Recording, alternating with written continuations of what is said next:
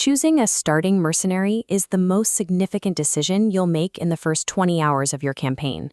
Frosthaven replaces standard move and attack combat with a demanding system of element infusion, time tokens, and dual-state ability cards. Because a single campaign can last over a year, you need a mechanical loop that matches your available mental bandwidth. This chart plots the 5 starter classes, tracking cognitive load against tactical output. High-complexity classes offer explosive damage, but carry a risk of analysis paralysis. Lower-complexity classes offer stable output, but require rigid mastery of a specific resource economy. Long-term success relies on picking a mechanical hurdle that you actually find rewarding to solve every week. For the spatial architects, damage output is physically decoupled from where the mercenary's body stands on the board. The Deathwalker operates through shadow tokens. You must actively harvest these from fallen enemies and maneuver them across the room to act as conduits for your abilities.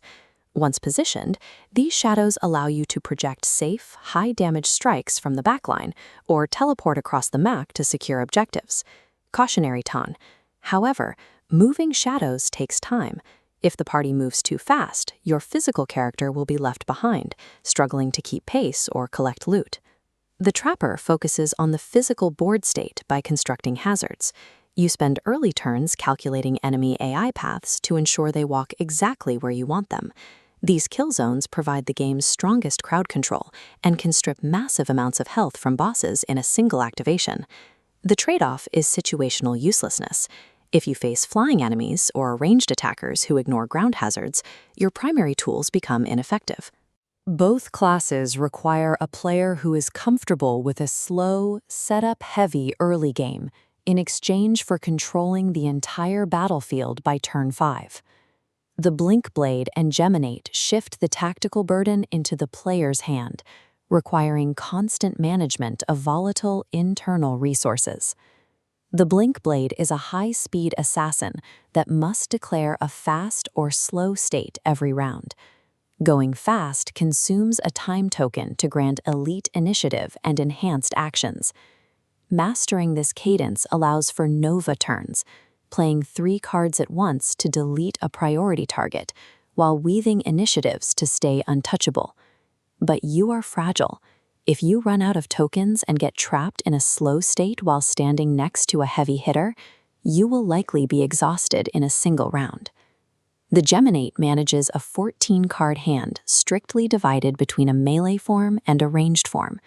You can only play cards that match your current biological state. This forces you to play suboptimal cards just to trigger a mandatory form switch, allowing you to access the other half of your hand. The reward is total versatility. You have a massive stamina pool and a tool for every possible enemy encounter the game throws at you.